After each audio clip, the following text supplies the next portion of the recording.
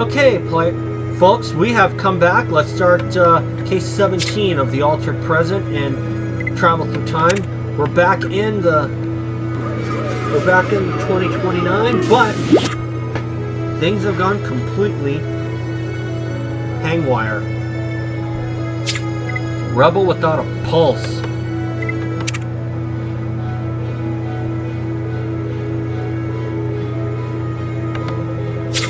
Matthew, we managed to get back to 2029, but everything's different. New York is now New Cairo and is under the oppressive rule of the Ptolemy dynasty, who changed the timeline to get into power. The regime's guards arrested us and took Nebet. We've no idea where she is, or even if she's okay. We're worried that she might be offered up as a slave during tonight's 5th of July celebrations to commemorate Ptolemy rule. As for us, we managed to escape the Ptolemy guards and are now fugitives running from the law. Luckily, we made contact with an underground rebel faction fighting the regime and gained the trust of their leader, Isabel Huxley. Isabel's let us hide in their secret headquarters here and has given us free access to all their equipment. In this altered present, time doesn't exist, which means our Chief Scott wasn't working there. Instead, he joined forces with this resistance group until he got murdered. The chief suspected something was amiss with the time-space continuum, but we're not sure exactly what he discovered. Matthew, finding my mentor dead was one of my saddest moments. Matthew, I need your help. It's my son. He's been murdered.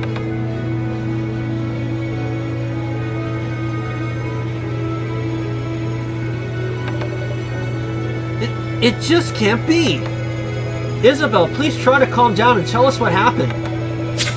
My son's been found dead, murdered at the black market. I've got to find the monster who murdered Storm. Isabel, we're sorry for your loss, but if you want to find Storm's killer, there's no one better than Matthew and our team. You're right, Amy. You've already proven yourselves as expert detectives. I'll be here if you need me. Right, Matthew. Right. Matthew, Zara, go to the black market and find out what happened to Storm Huxley, but put on your disguises first in case you bump into any Ptolemy guards. Amy, couldn't you have found anything cooler than this wig for me? How do I look, Matthew? Perfectly unrecognizable. Zara, now get yourselves to the market.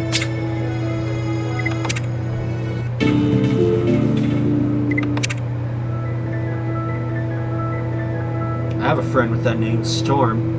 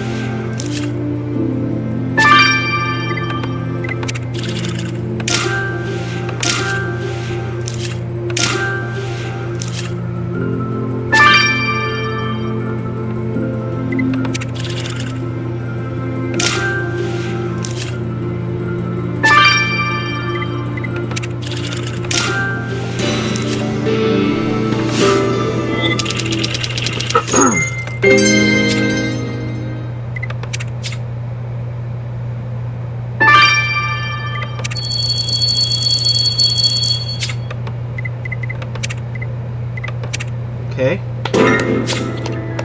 Matthew, there's a huge hole in that man. And his face matches the description Isabel gave us of her son, Storm Huxley. Storm's not bleeding from his wounds at all. What kind of weapon could have caused this? We also found the victim's dog tag. It must have been pulled off in a scuffle with the killer. We should get a sample of that orange liquid. And this is Storm's wallet. There's his initials. We better look inside for clues, Matthew.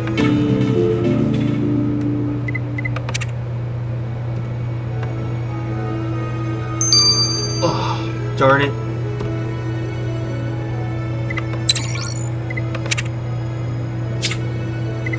So I'm gonna get some stars, so sit tight, everybody. Okay, I got myself 7 stars. Let's examine Storm's wallet now. A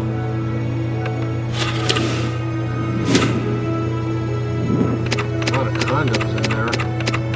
That's a scary thought. Ah! Family photo. Matthew, the victim had a photo of himself with a woman and child in his wallet. Their names are written, Storm, Sadie, and Aldo. They must be his family. You're right, we better find this Sadie and pass on the bad news. Sadie Keck.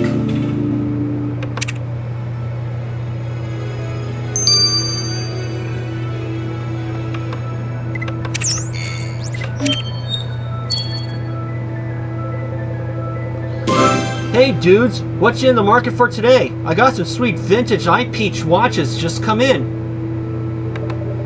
iPeach? Don't you mean... anyway, we're actually here with some bad news. Storm Huxley was found murdered earlier today. Storm's dead? But who the heck are you anyway? And how do you know about my boyfriend? We're, friends with his mother. Oh, that darned resistance. I told Storm being a rebel would get him killed. I never wanted anything to do with them, and I want nothing to do with you either. So why don't you go and hassle Storm's resistance friends and let me grieve in peace? Matthew, we're not going to get much from Sadie in her current state. How about we go take a look through Storm's belongings at the resistance headquarters?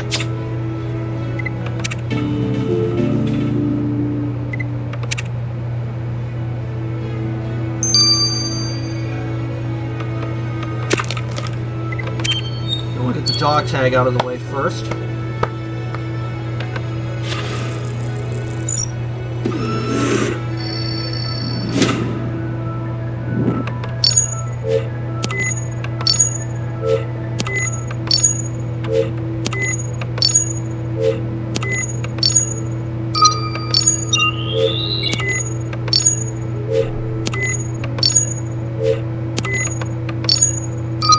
Got it.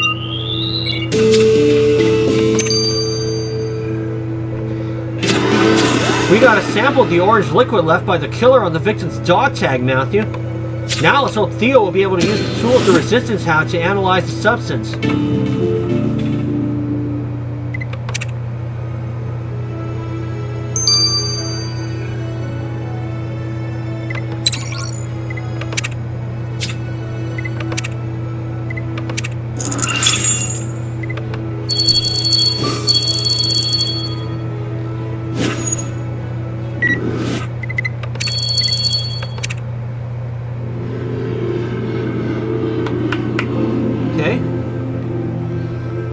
Best to get all stars collected. I already see a clue. In fact, I see 2 clues.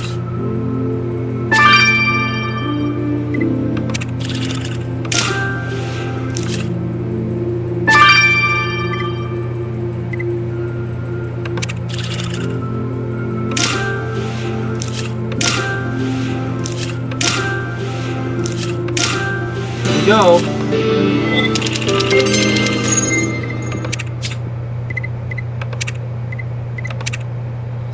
Got the first star. Wow, Matthew, have you seen the works of art the Resistance are hoarding? They've even got the Mona Lisa. But you're right, gawking won't help us catch our killer. Let's see what clues you found. What's on that book? Oh, it's a note addressed to the victim. Let's recover the rest of the message. And this looks like a hologram device. We'd better unlock it.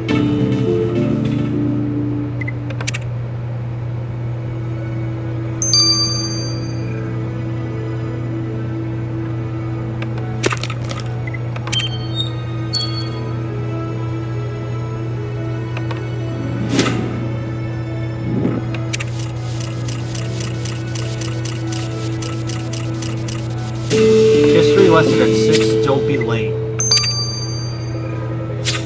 Matthew, the note on the book says, Storm, history lesson at 6, don't be late. So someone was giving history lessons to our victim. Could this be related to the altered timeline? The Resistance have extensive identity records, Matthew. Let's see if they can help us match the handwriting to someone.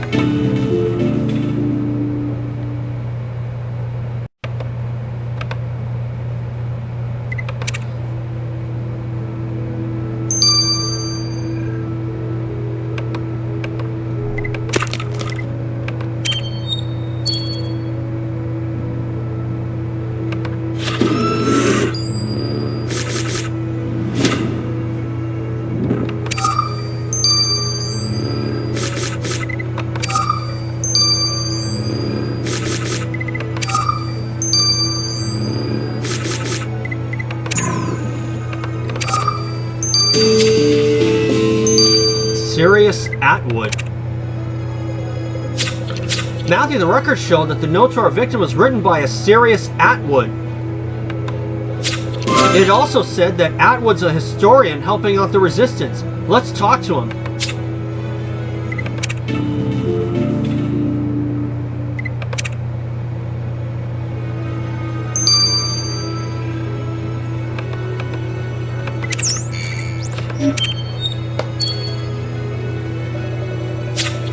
Mr. Atwood, we're investigating the murder of Storm Huxley.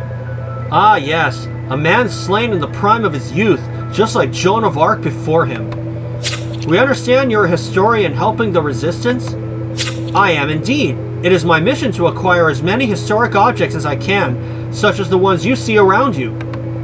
You see, the Ptolemy regime is intent on destroying anything they find culturally subversive, whether it be books, paintings, or a rock and roll record. But these pieces are vital in preventing our human spirit and history from dying. Speaking of death, do you know anyone who might have wanted to harm Storm? Well, being in the Resistance comes with its risks, and Storm knew that as much as any of us. And just like every revolutionary, we are all willing to die for our cause. Now, I must take my leave, but I hear that your team is also embellished by a historian. I must make his acquaintance soon.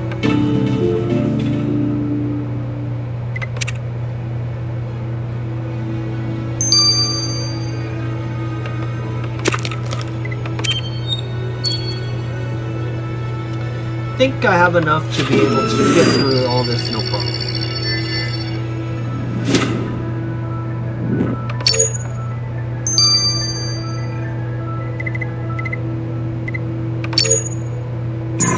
Oh.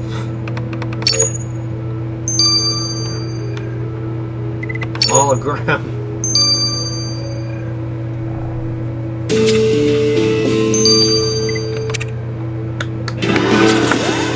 You got the hologram device to launch, Matthew. Let's play the last sent message.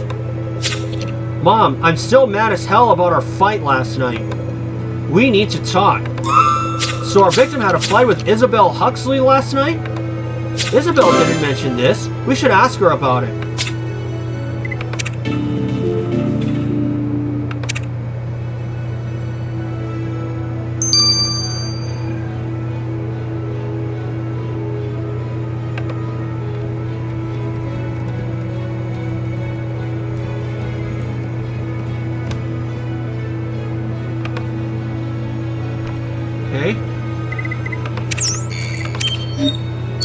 Pretty sure she's not the one.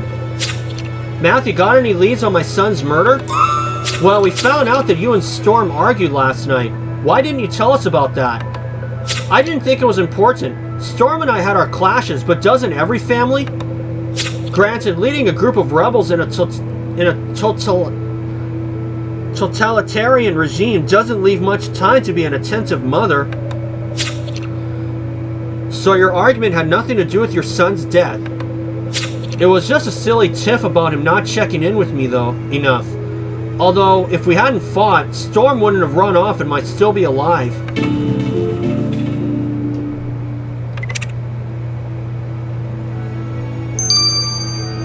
I'll let these two run their courses, so for now, this is Matthew. Catch you later.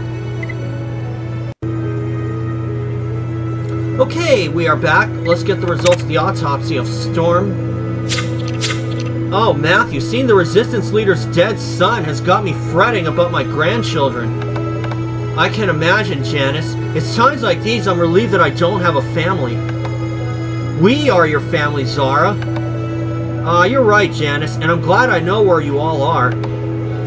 Except for poor Capture Nebbit, of course. But enough of my woes. Let's talk about your victim. That hole in his chest was quite something, wasn't it? And the wound was perfectly cauterized. There wasn't a drop of blood spilled. It's clear that the killer used a laser gun to cause such an injury. Ah, a laser gun, of course. And as you've already deduced, there was a scuffle before the murder. So I checked for any evidence the killer might have left on the victim. And I found bruised tissue on the victim's neck, along with traces of cooked tomatoes, garlic, and olive oil. Pizza. These are all the components of tomato sauce used on pizzas, which means your killer indulges in this Italian dish when they're not committing murder. Well, at least pizza still exists in this timeline, Matthew, and I hope the killer likes theirs with a generous topping of justice. That's my dinner almost every Wednesday night.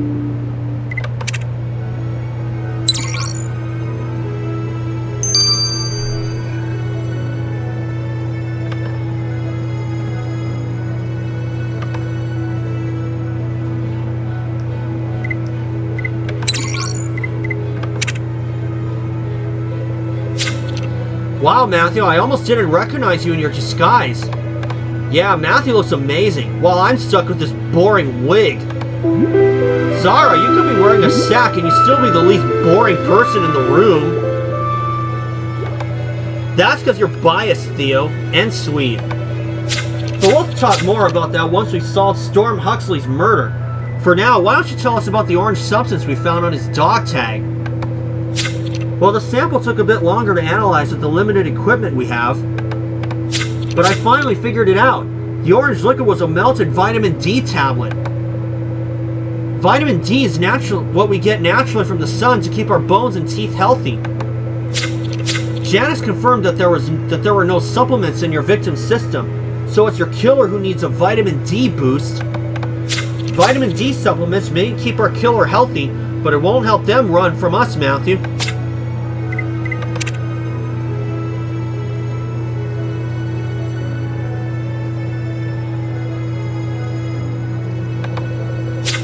Matthew, the day after we move in with the Resistance, we find ourselves investigating a murder. Storm Huxley, the Resistance leader's son, was found shot dead with a laser gun. We're solving Storm's murder as a favor to Isabel, who is understandably devastated. His girlfriend is also upset, and doesn't seem to like the Resistance much. We've also met the Resistance's historian, who has been collecting pieces of art to save them from being destroyed by the ruling Ptolemy regime. Being part of a rebel faction is dangerous, so it's clear that... Well... Hi, who are just the people I've been looking for. Oh, this could be very good or very bad. We'll find out in Chapter 2. Do not go anywhere. Okay, we are back. Let's start Chapter 2 of Rebel Without a Pulse. Last left off here. Just the people I've been looking for. Cripes, Matthew! He's wearing the Ptolemy badge. I'll distract him while you make a run for it. Hey, mister, we're just citizens minding our own business. Oh, ha ha ha. You think I'm Ptolemy scum, don't you? I'm dressed like this because I work as a porter at the palace. But I'm with you guys. I'm a spy for the Resistance. The name's Ravi, and I'm going to help you find Storm's killer. Ravi Jabari. Oh, phew! For a second there, I thought we were done for. Alright, Ravi. Matthew and I will come talk to you shortly.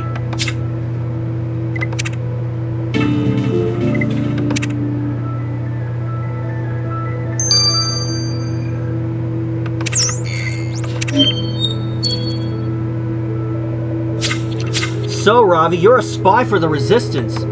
Yeah, I've got to keep so much secret, including enjoying matcha lattes and pizza, both of which are banned by the regime. Luckily, I've got a face that people trust. You said you could help us find Storm Huxley's killer. Yeah, Stormy told me he was going to be at Anubis Square last night. It's where tonight's 5th of July celebrations are taking place. All the regime's bigwigs will be there, so Storm was scouting it out for ways to disrupt their night. In a non-violent way, of course. Storm must have been at the square just before heading to the black market where he died. You should check it out.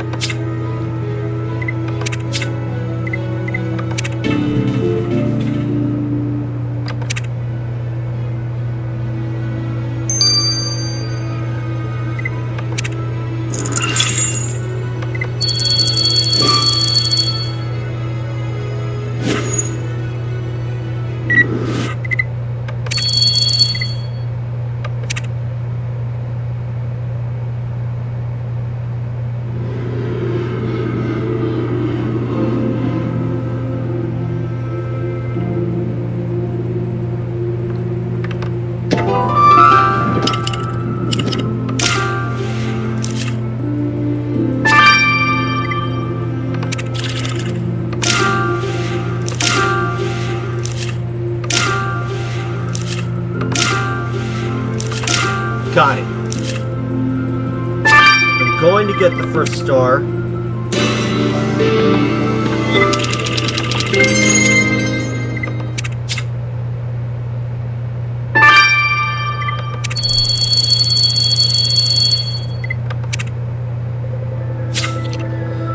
Matthew, the square is currently closed to the public, although there are definitely preparations for a party underway.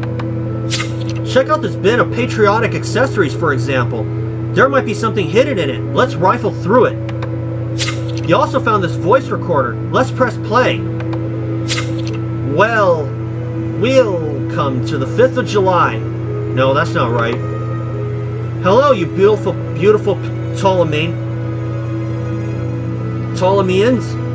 Drats, no.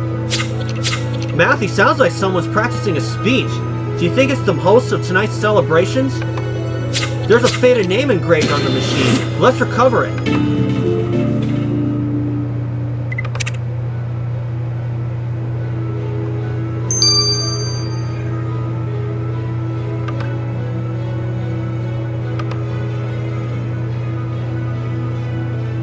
Just a moment, folks. Alright, I got 4 of the stars. Let's examine the voice recorder now. I'm going to get the last star in just a little bit.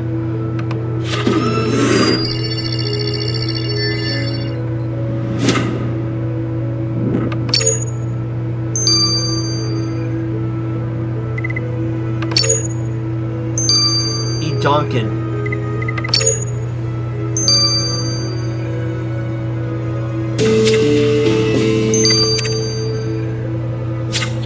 Matthew, the person owning the voice recorder is one E. Donkin. Eugene Donkin. We know our victim was at Anubis Square before being killed, and so was this Donkin guy. Let's speak to Mr. Donkin, Matthew, but tread carefully since he's probably a Ptolemy loyalist.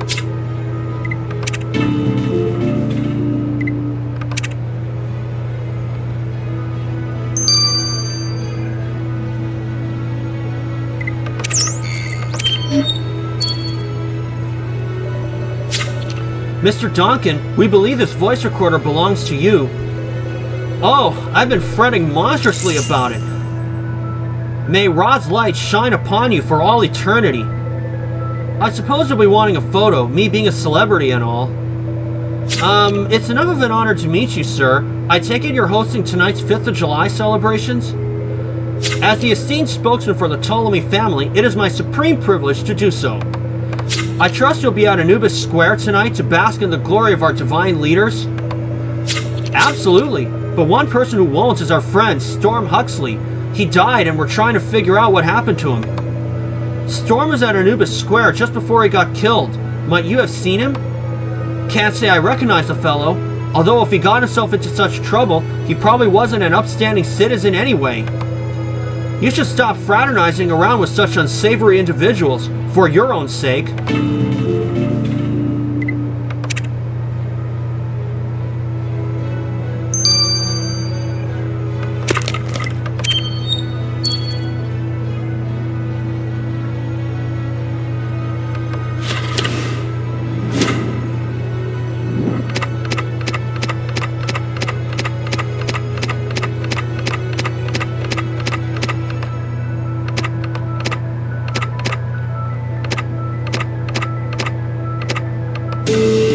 Got it.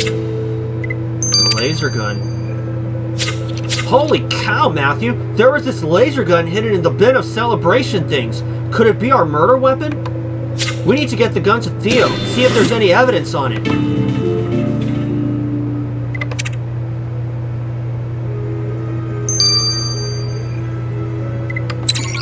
$12 hours. Get the results tomorrow. So for now, this is Matthew. See you soon. Okay, we are back. Let's get the results of the laser gun. Zara, that laser gun you sent Theo, it's awesome. Its energy cell was missing, but once I fashioned a new one, it worked perfectly. Kai's been shooting at things with it all evening. Well, I know what the 3 of us will be doing once all this is over. Laser tag. Great idea. Anyway, the perforations caused by this gun exactly match the hole in your victim's chest. It's your murder weapon, Matthew. Nice one. And that means the killer also went to Anubis Square where we found the gun. Theo, was the killer careless enough to leave any evidence on the gun? Well, there were traces of lapis lazuli and ebony on the gun's handle. These materials are used to make Senet sets. Senet? Isn't that a game they used to play in ancient Egypt? Exactly. And it seems that Senet has become just as popular in this altered present. Your killer is clearly a fan. Well, our killer will soon learn that a murder isn't a game like Senet. Now, Matthew, since we're at the Resistance digs, let's take another look through our victim's stuff.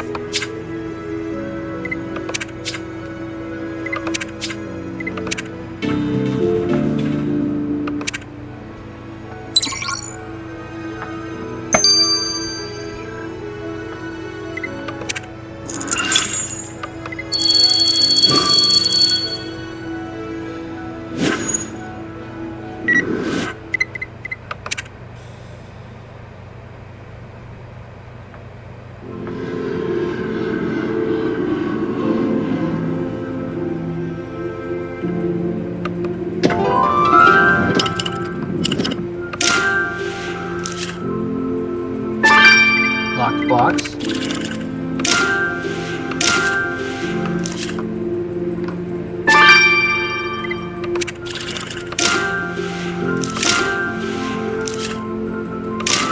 Got it. I'm gonna get it.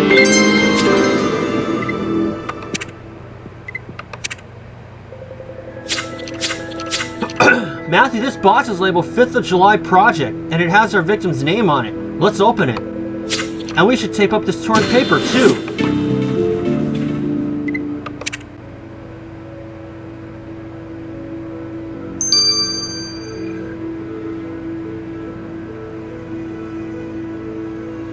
And of course, one thing I hadn't said about this is that Rebel Without a Pulse, that might be a reference to the James Dean film, in which Buzz dies when his leather jacket catches on his car door handle.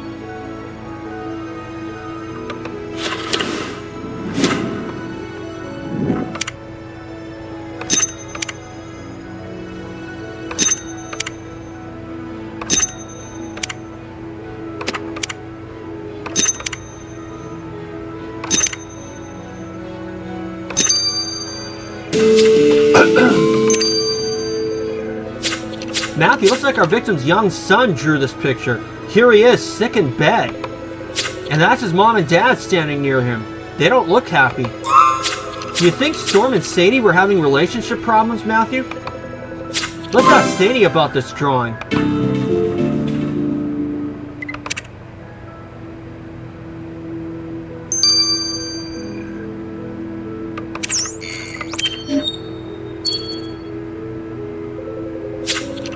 Matthew, sorry for being so mad earlier. I was just all shook up by Storm's death. Can I apologize by sharing this pepperoni pizza Isabel sent me? It's her favorite. No thanks, Sadie, but you can help us by explaining your son's drawing. Why did he draw himself sick and you and Storm fighting?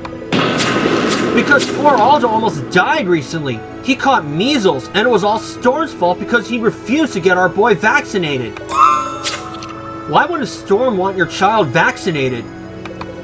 Because then he'd automatically get put on the Register of Citizens. Storm didn't want the Ptolemy government keeping track of Aldo. Our son pulled through, but life under the radar is mighty tough.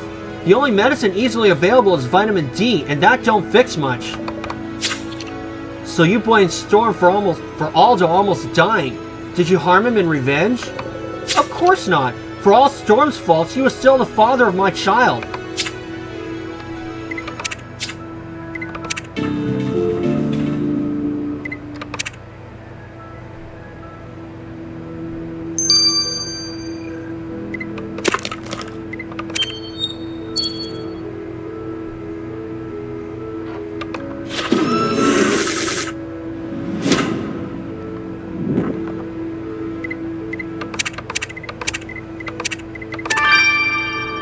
Okay.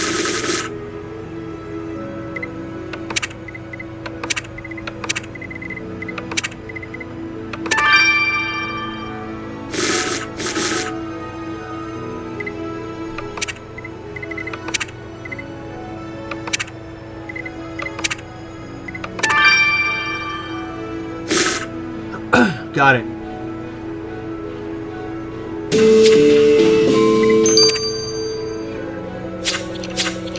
Matthew, the victim's box is filled with wires, bottles of liquid, microchips. This 5th of July project definitely feels suspicious. I agree, let's send it to Kai.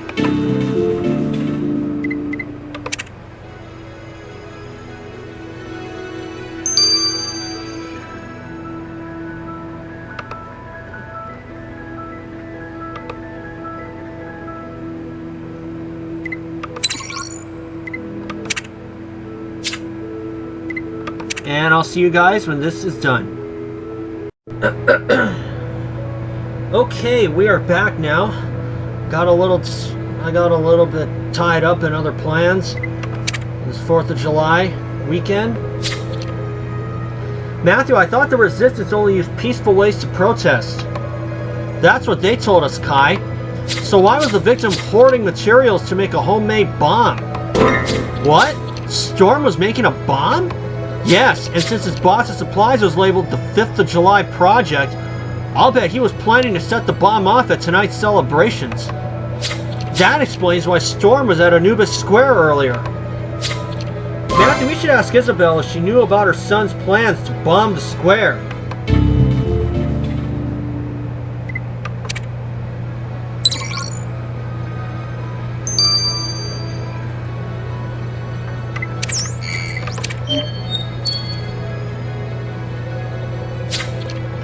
Matthew, I'm feeling uncharacteristically peaky. You see my vitamin D pills? Afraid not, Isabel, but we have seen your son's bomb-making materials. Did you know he wanted to set off his bomb during tonight's 5th of July festivities? I did, and that's the real reason why we argued last night. Look, the resistance has never been about violence, but Storm has started to have different ideas. He claimed that the only way to get ourselves heard was by using violent means, even if it meant sacrificing innocents.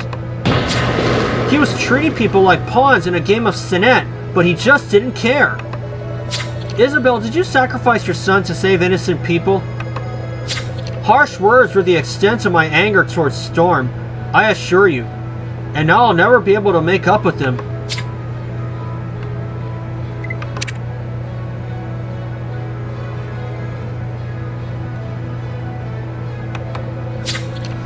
Well, Matthew, our victim has some pretty radical ideas. Not only did he anger his girlfriend by refusing to have their son vaccinated, but he also defied his mother and the Resistance's ideals by wanting to bomb the 5th of July celebrations. At least Storm seemed on good terms with Ravi, his fellow Resistance member, but who knows? Matthew, sorry to bother you. What's up, Penelope? It's Janice. She's run away.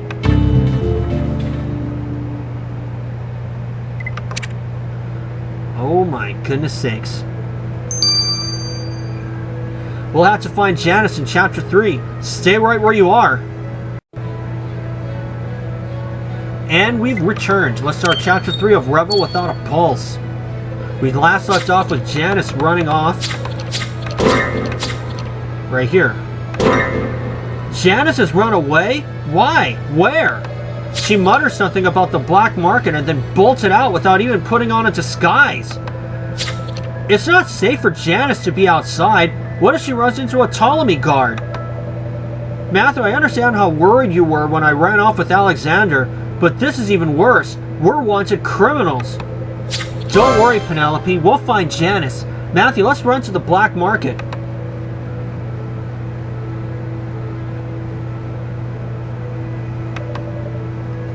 Janice! Janice! Oh, Matthew, thank goodness. Janice, why'd you run off? I'm sorry, but I just couldn't bear another second without knowing what had happened to my grandchildren. And I thought maybe I could get information at the black market. But all I discovered is that my grandkid's house doesn't even exist in this timeline. I'm so worried. Janice, I know this must be hard, but it's just too dangerous to go looking for your family. We've already lost Nebbit. We can't lose you as well. Now let me take you back to the headquarters. In the meantime, Matthew, you should take another look for clues around the black market. I'll catch up with you shortly.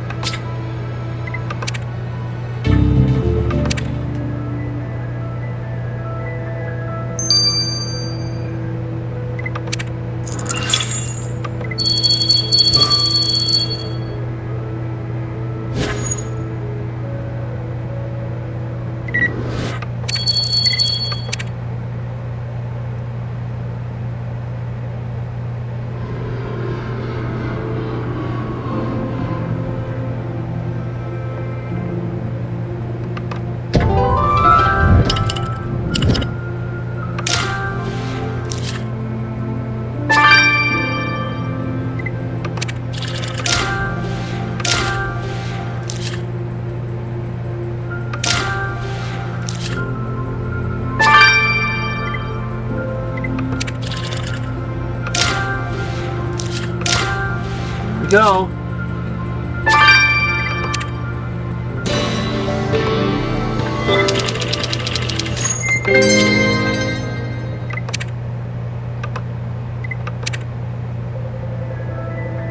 Matthew, now that Janice is safe and sound, let's see what you found. That's the victim's backpack. There's his initials. Let's look inside. And this note is addressed to Storm. Hoovering up that green powder will let us read what it says. You also found a digital camera, Matthew? We should crack the passcode fast.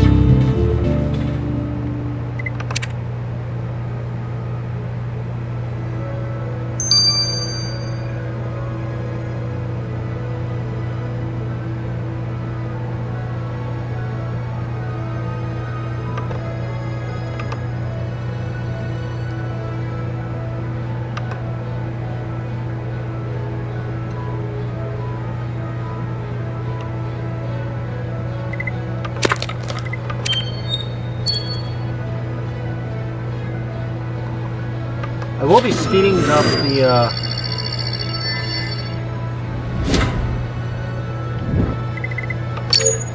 time later, considering I was out for so long.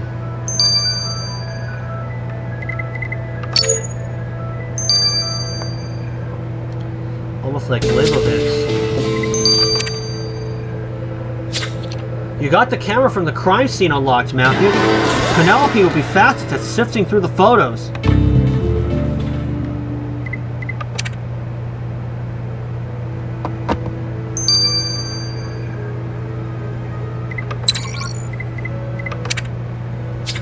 I'll be speeding this up later.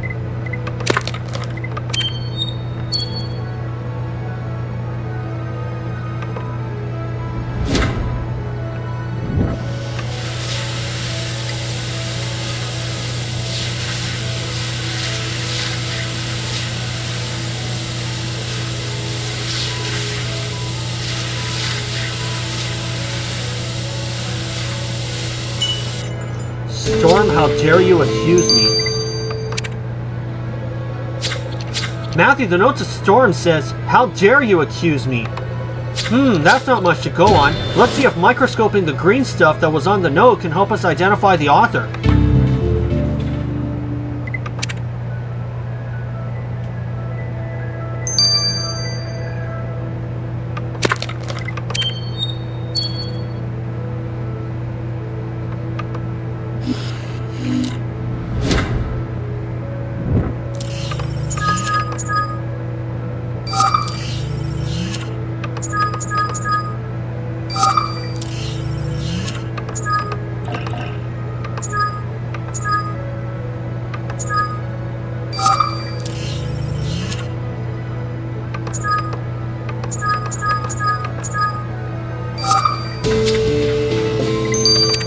Matcha powder.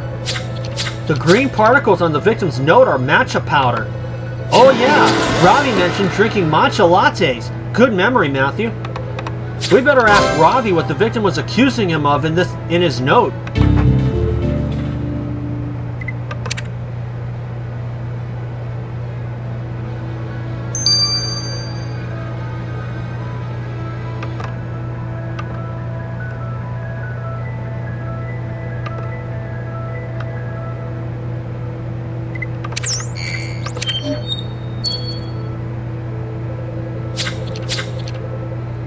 Hey Matthew, I'm about to go play Senet with Sadie.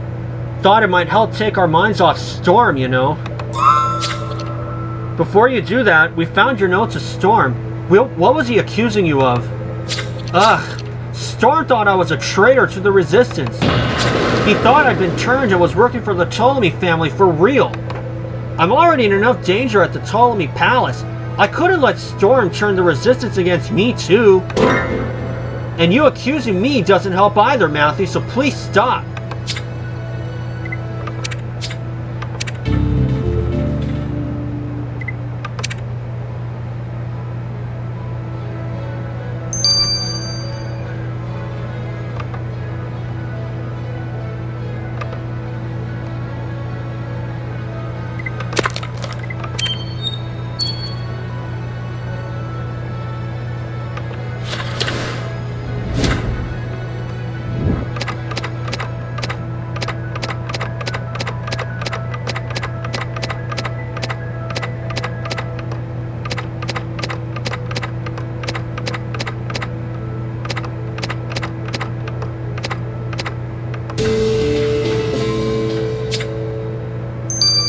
golden sculpture. Check out this golden sculpture the victim had in his bag, Matthew. There's a tag attached with historian Sirius Atwood's name written on it. If this sculpture belonged to Atwood, why did Storm have it? We need to find out.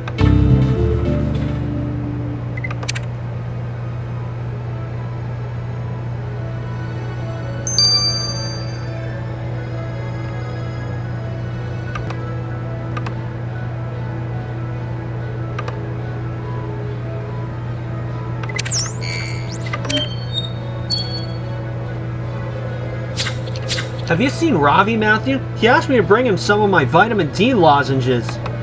He's around here somewhere. But speaking of sharing, did you give Storm this sculpture?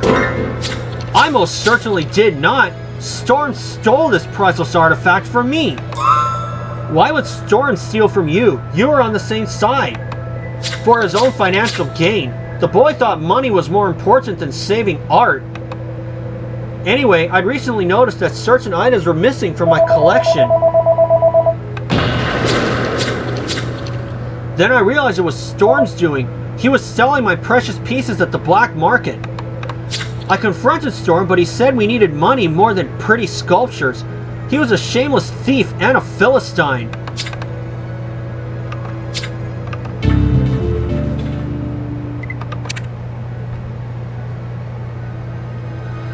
And that's going to do for this. I'll let the camera, I'll speed it up a little later. But for now, this is Matthew, and I'll see you all soon. I'll have all stars collected by then. And we are back. I did say I would speed this up, so here we go.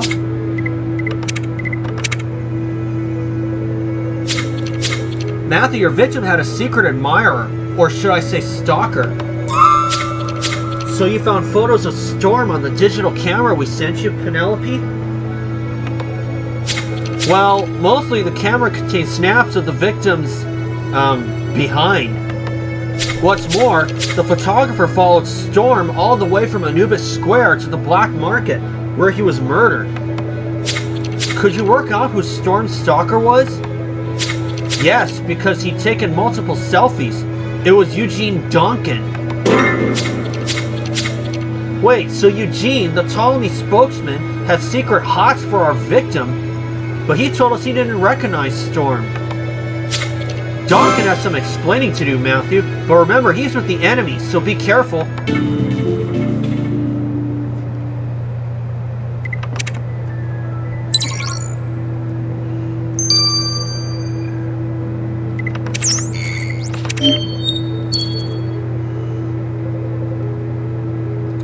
Where in Horus could it have gone?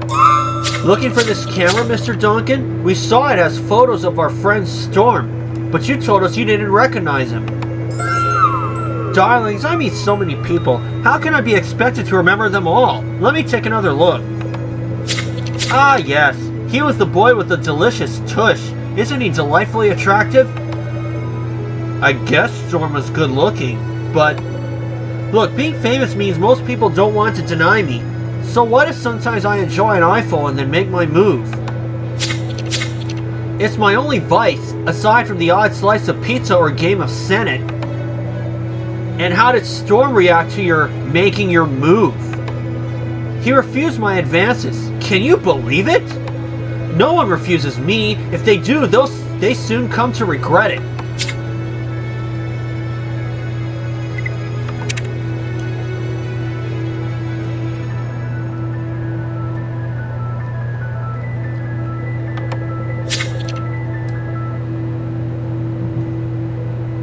Excuse me. Well, Matthew, our victim sure was kicking up a storm before he died.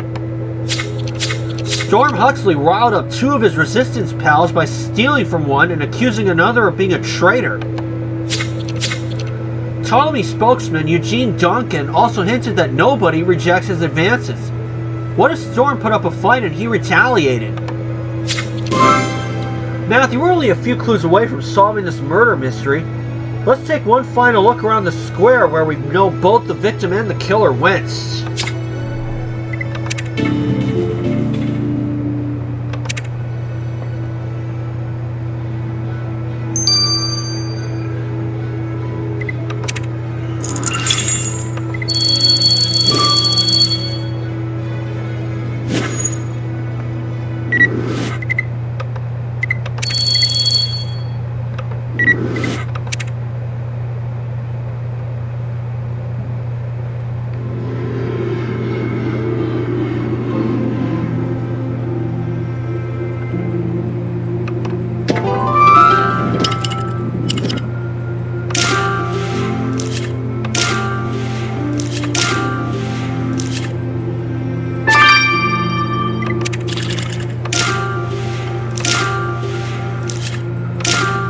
Got it.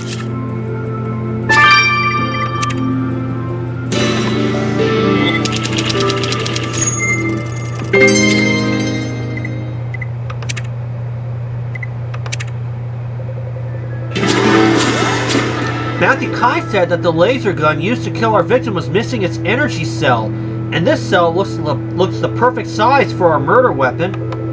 Let's get a sample of those particles left on the cell. And I agree, we better reassemble those pieces of plastic. Come on, Matthew, we're so close to catching our laser zapping killer.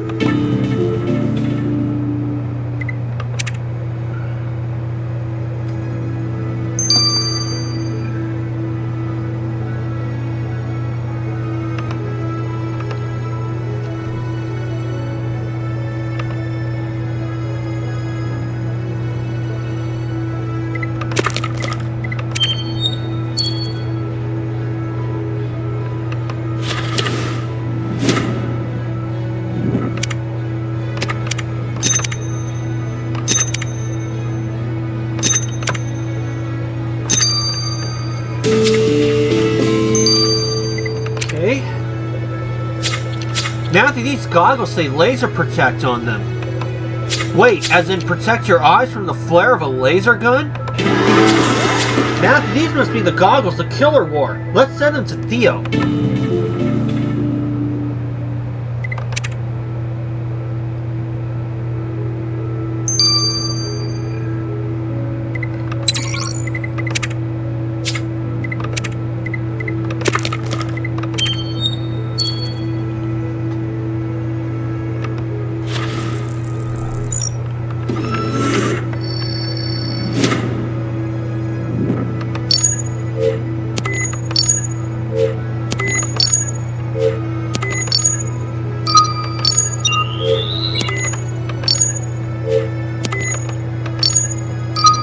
Got it.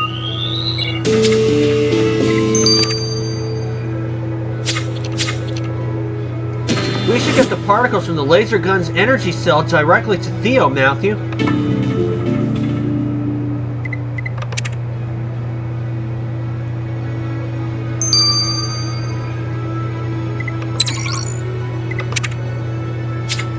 I'll see you guys when these two are done.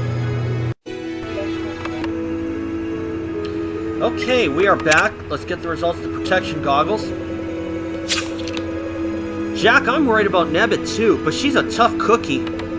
I know, but I couldn't bear her being turned into a slave again. Oh, hey Matthew. Sorry, I just needed to talk to someone about Nebbit. Theo's all yours. Ah, poor Jack. He and Nebbit were super close, but all we can do for now is push on with our investigation. You're right. And speaking of which, I found minuscule strands of blonde hair on the killer's goggles you sent through. These strands clearly got caught in the straps as your blonde-haired killer was taking them off. So our killer is a blonde. That'll make them easy to spot, Matthew.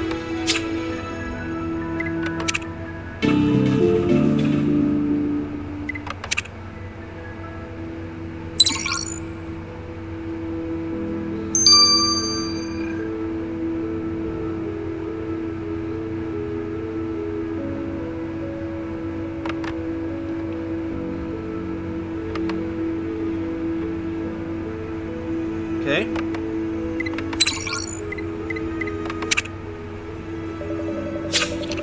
Theo, could you work out what those particles left on the murder weapon's energy cell were? It took a bit longer than usual since I don't have my own equipment, but yes. The particles are skin cells, Matthew. They must have come from the killer as they were loading the cell into the laser gun. Anyway, the high quality of collagen in the cells reveals that your killer is under 30 years of age. Our killer may be under 30, but they're still old enough to know that murder is wrong, Matthew.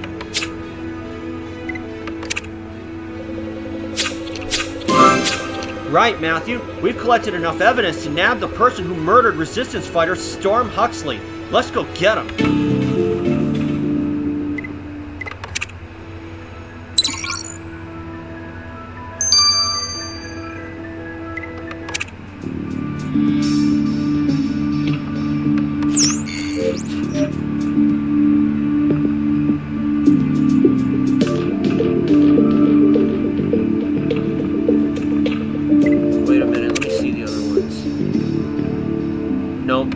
not Isabel Huxley.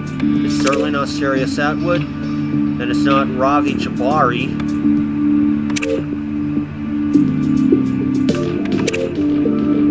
Who'd have thought?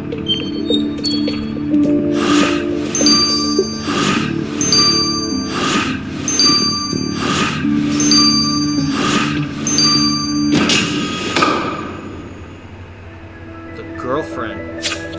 Sadie, we know you murdered your boyfriend. Matthew, haven't I suffered enough without your baseless accusations?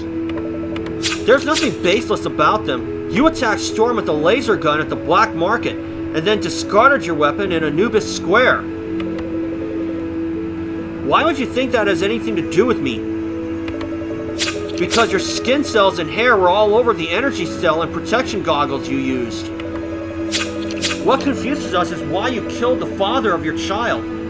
Okay, he didn't let your son get vaccinated, but Aldo survived his measles, so no harm done, right? Oh, you have no idea. Measles was the least of it. I killed Storm because he was willing to risk our son's life for his insane plans. What do you mean? Nobody notices a 6-year-old kid, do they?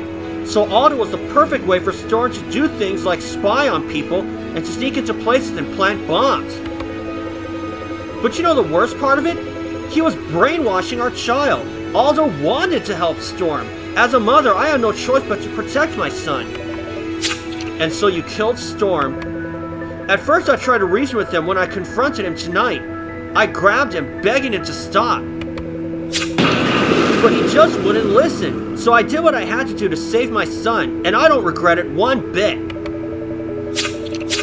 Sadie, what Storm was doing to Aldo was horrific, but we still need to inform Isabel Huxley about what you did to her son.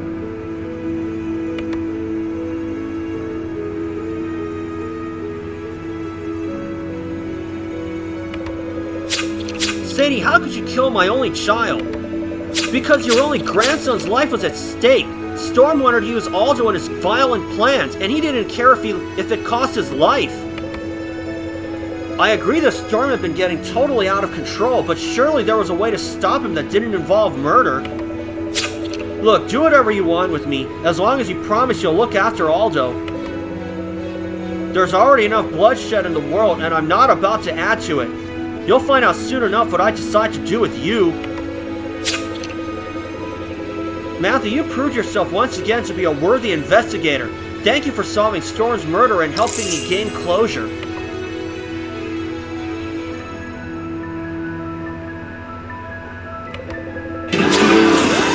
Matthew, well done solving the murder of Storm Huxley. Whatever happens, it'll help cement our alliance with the Resistance.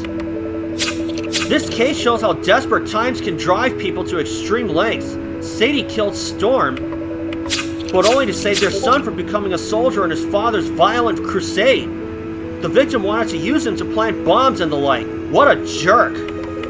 Agreed, but moving on to our other concerns, the 5th of July celebrations in honor of Ptolemy Rule are about to kick off.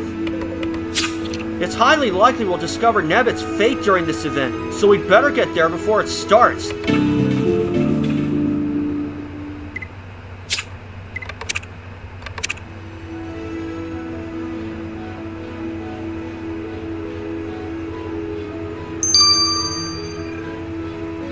Alright, we'll see you for Time Is a Lie 2-5. Okay, we are back to start Time Is a Lie 2-5.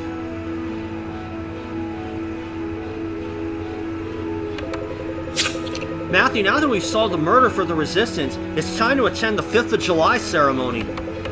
Nebit's fate might be announced during this celebration of Ptolemy Night, or Ptolemy Might.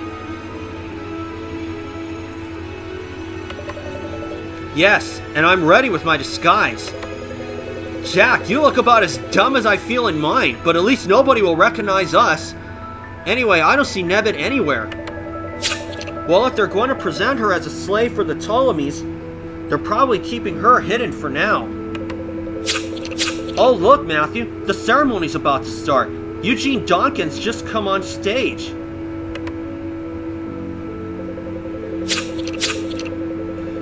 Ladies and gentlemen, on behalf of the splendiferous Pharaoh Ramses the 43rd, and his most elegant wife, Queen Shabaka, I would like to welcome you to the 5th of July celebrations. This is going to be a night like no other because I am delighted, nay, ecstatic to announce the wonderful return of our beloved Princess Nefertiti. Behold, the prodigal daughter is home at last. Citizens of New Cairo, I have traveled far and wide, and I couldn't be happier to take my rightful place by my esteemed parents' side. May Ra's light shine upon you all.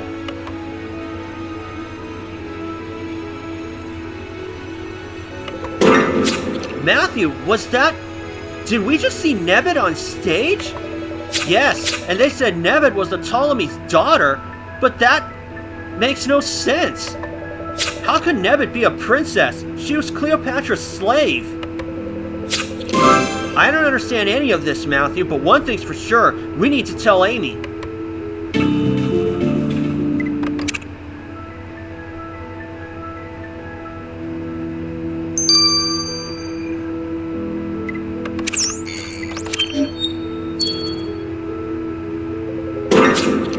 Matthew, are you really telling me that Nebet was introduced during the celebration as the daughter of the current pharaoh?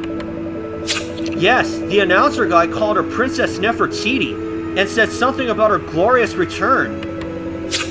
It doesn't make sense. Nebet lived in ancient Egypt. She was a slave, and her dad was dead. Unless... could Nebet have lied to us? Let's not jump to conclusions. We need proof. Matthew, maybe Isabel can tell us more about Nebet Nefertiti.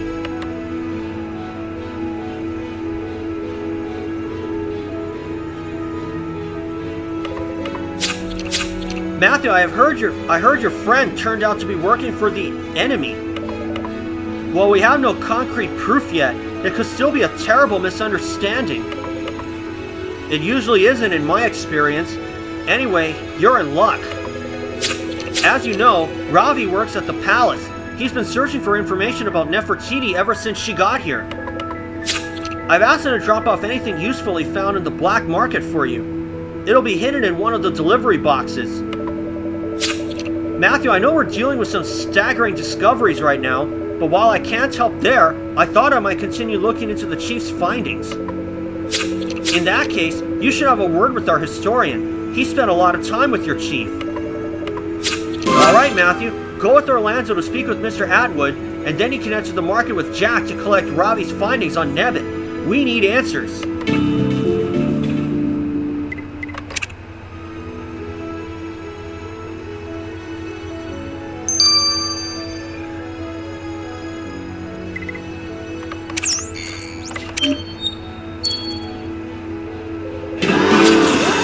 Ah, Matthew. I must congratulate you on your efficacious resolution of Storm's murder. Serious? But you're... Hello, I don't believe we've met. Is everything alright? Yes, sorry, you just remind me of someone. Now, where was I? Oh yes, we're trying to discern what Christopher Scott had figured out about how his history had changed. Did he ever speak to you about it? Well, ever since Christopher received your letter from 1969, he became obsessed with the idea that there was a ripple in our timeline. Unfortunately, he died before he could explain his theories further. He'd written a bunch of notes about it all, but I haven't been able to find them anywhere.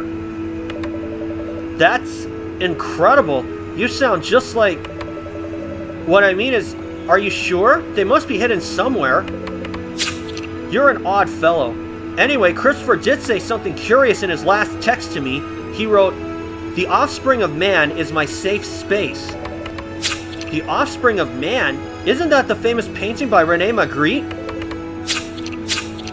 Magritte. By Jove, you're right! And I just so happen to have this masterpiece hidden in the resistance digs.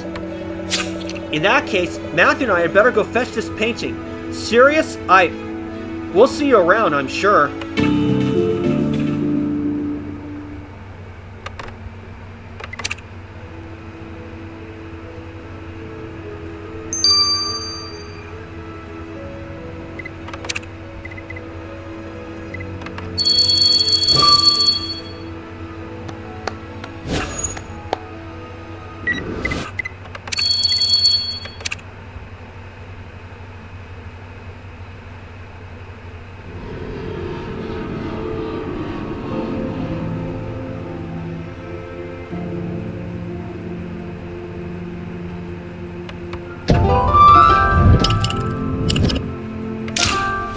Here it is.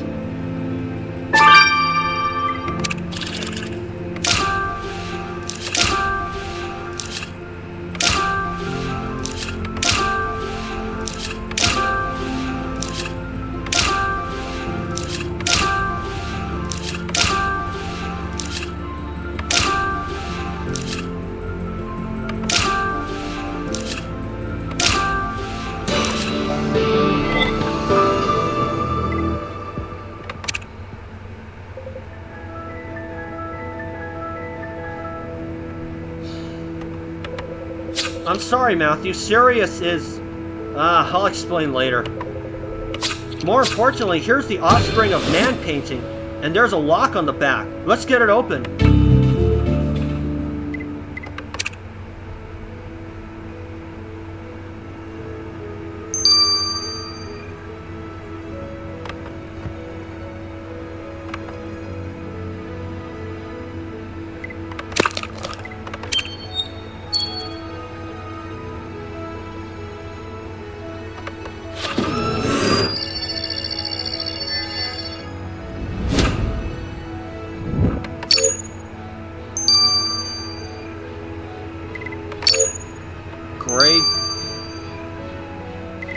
Gray Dolphin.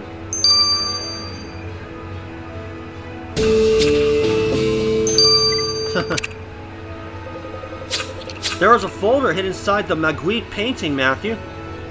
It's titled Historical Musings, and the handwriting, it's the Chief's. I'd recognize it anywhere. Right, Matthew, I'll need to sift through Chief Scott's notes. Come and find me in a few hours.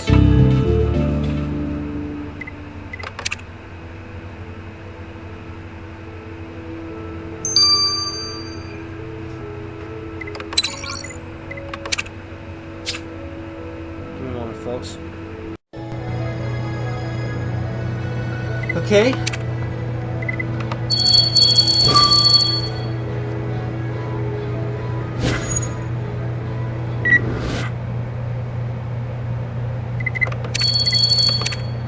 I had to move my location, that's why, because my grandma just came home.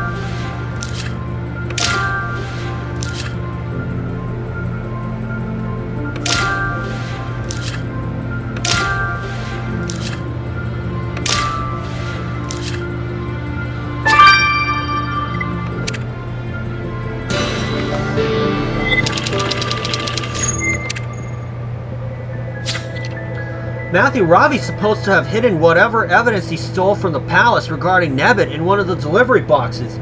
This phone must be it. Drats, the phone has a fingerprint scanning lock. How are we going to hack into that? Clever idea, Matthew. The owner's fingerprints must be on the phone. Let's dust for them so Kai can use one to unlock it.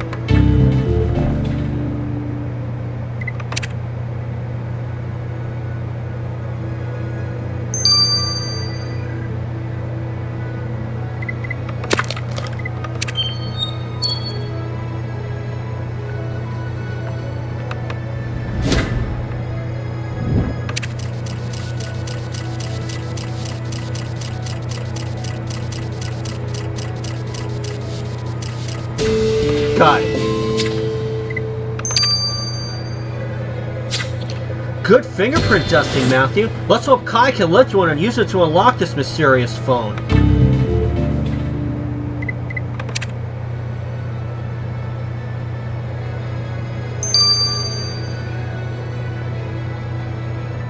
It's 6 hours also.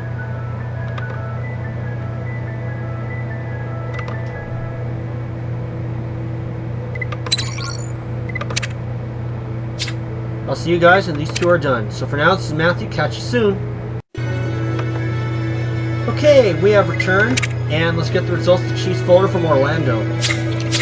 Ah, Matthew, I was just asking your colleague about Christopher's notes. I was hoping to see Orlando, but Orlando was just here. He said he had to leave quite suddenly. I do hope I haven't offended him somehow. Well, anyway, the chief's findings, he'd found concrete evidence that history had been manipulated to allow the Ptolemy family to rise to power.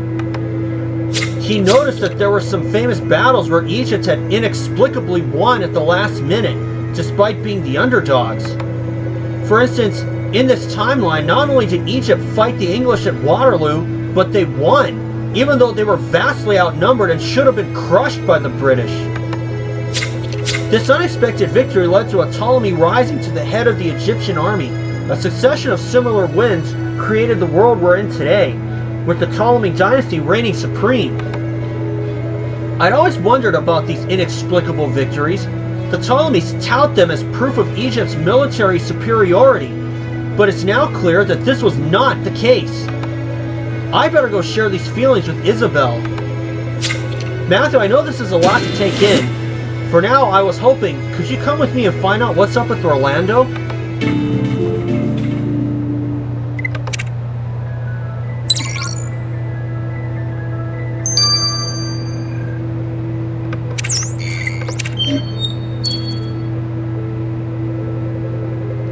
Matthew, I do apologize for dropping the ball regarding Chief Scott's notes. It's alright, Orlando. We just want to know you're okay. You've been acting odd ever since you spoke with Sirius Atwood. Oh, Matthew, you see, Sirius was my husband in our timeline. But my love died years ago, so you can imagine my shock when I saw him alive and well just now. And he didn't recognize me, so I guess we've never even met in this altered present. Sirius Atwood used to be your husband? Yes, and it's been a roller coaster of emotions ever since I saw him. Joy since he's not dead, sadness because he doesn't know me. Orlando, leaving my Alexander was hard enough. I can't imagine what you're going through. You know what, why don't the three of us go get a drink and forget about our woes? I'll pay.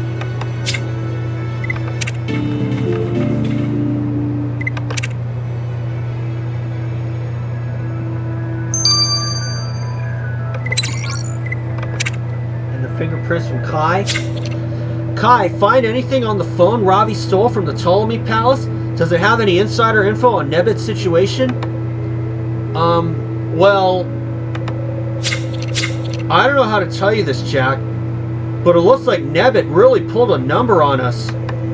The phone you sent me, it's hers, and it's filled with selfies of her and the Pharaoh. So, he really could be her father, but Nebit said he was dead. I comforted her about it so many times. That's not even the worst of it. There's also text messages between Nebit and a certain Amon Bast, whom she thanks for sabotaging our time machine and stranding us in the 1960s. Wait, so you're telling me Amon Bast is our saboteur and that Nebit was working with him? But she's the one who warned us about him. Clearly that was all a ploy so we wouldn't suspect her of having messed with the machine. It also helped her gain our trust. So you're saying Nebit was lying to us all these months? I'm afraid so. But on the positive side, at least we know the name of the man who sabotaged our machine, and he's clearly in New Cairo right now. You're right, Matthew. Ravi's a spy, which means he must have heard of this Amon Bast. Let's go talk to him.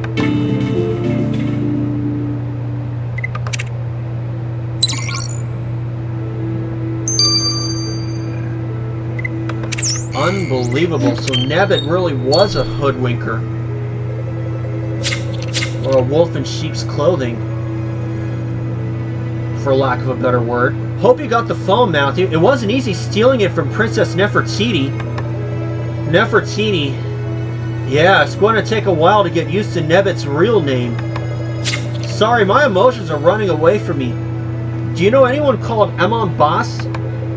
Oh God, Amon Bast, the head of intelligence for the regime. You don't want to be messing with him. He's mega scary. Head of intelligence?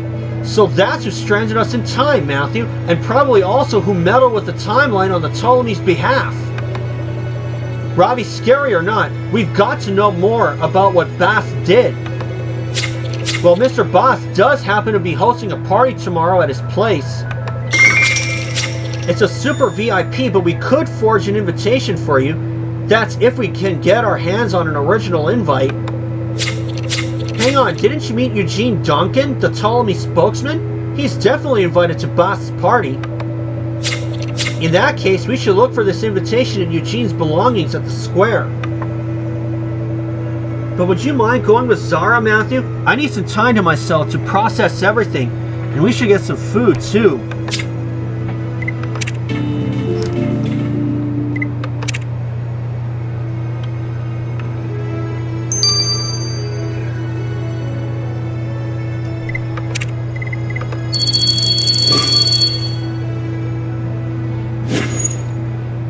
Boy, you gotta feel for Jack. I mean, first he had a Saul and now Nebbit. Makes you wonder who's next.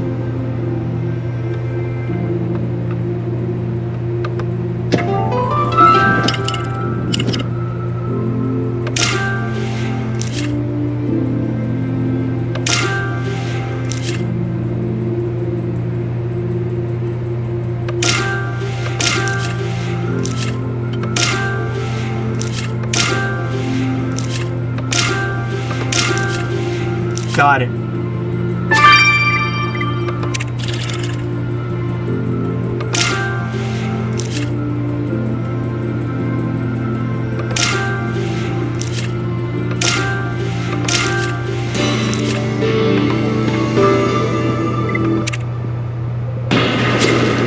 Matthew, I still can't believe Nebbit was lying to us all this time. We took her in and she must have been hindering our efforts to get home all along.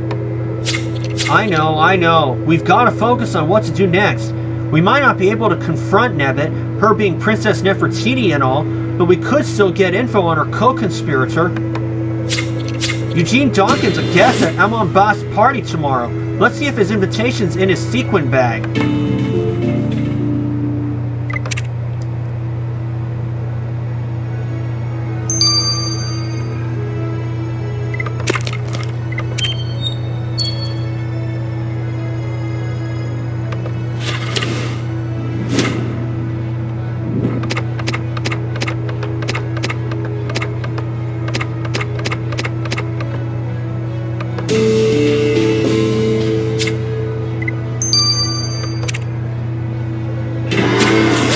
Bingo, Matthew! You found Eugene's invitation to Amon Bast's party inside his man bag. Marina says she'll work with Ravi to forge an invitation for us, so let's get it straight to her.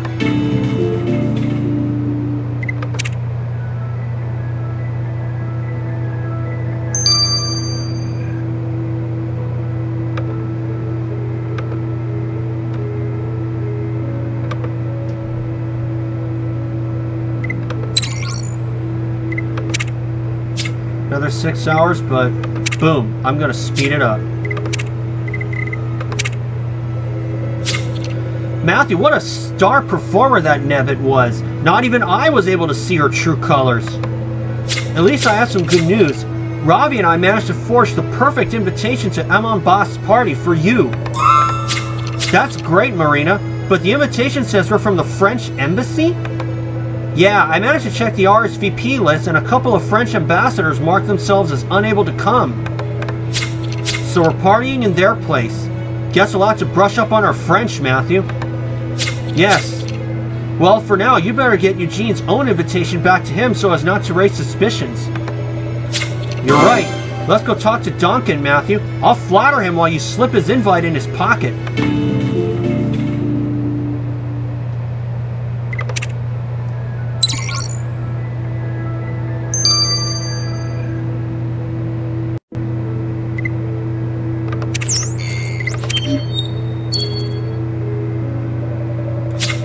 Mr. Duncan, your 5th of July speech earlier, I have no words. Praise Osiris, I do believe it was one of my finest moments. And our beloved Princess Nefertiti returning, no one saw that coming. I was one of the few elite who knew about it. I have her father's ear, don't you know? Oh look, isn't that the princess over there? Where? I don't see her.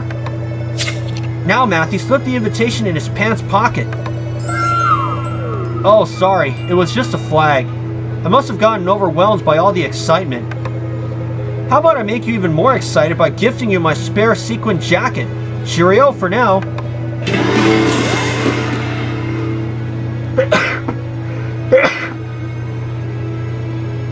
Excuse me. Matthew, Eugene didn't notice a thing. Nice work. Now let's head back to the Resistance headquarters.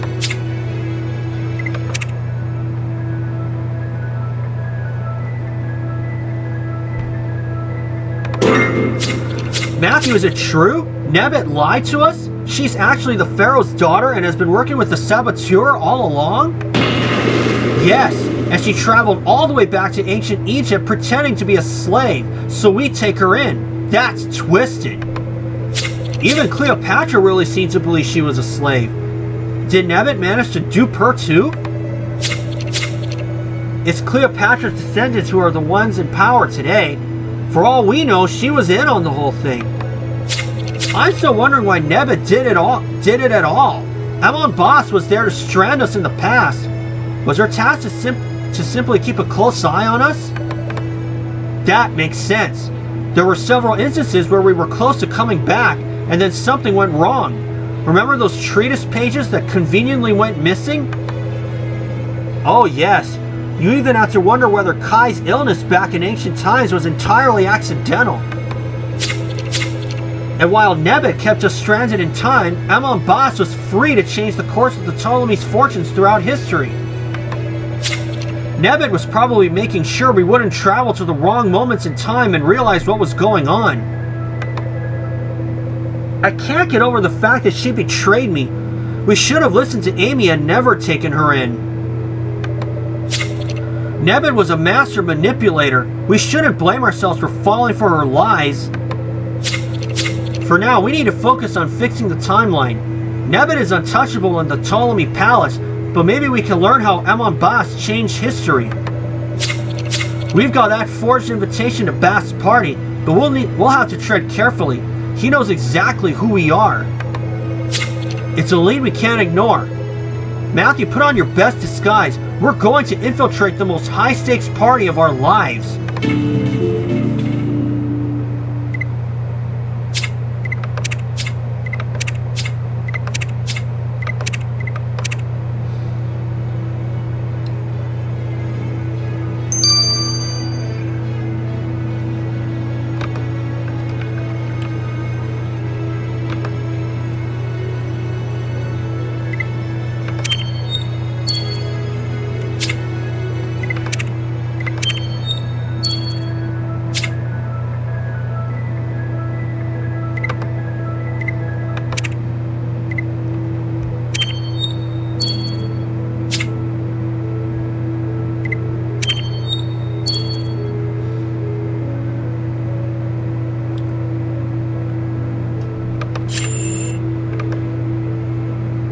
Case number 18, and it's released on July 11th. That's another Thursday.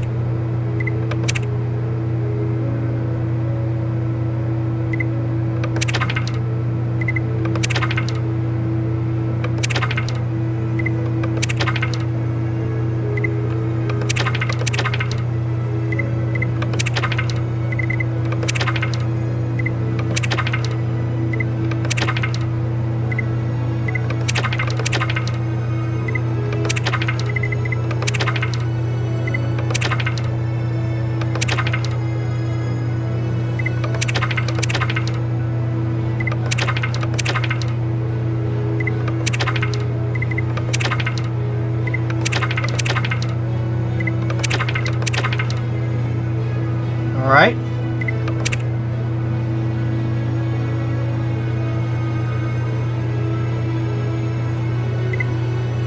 And I'll see you guys on January 11th, or July 11th, I should say. Where am I getting ahead of myself? July 11th is when I'll see you. I'll see you all soon.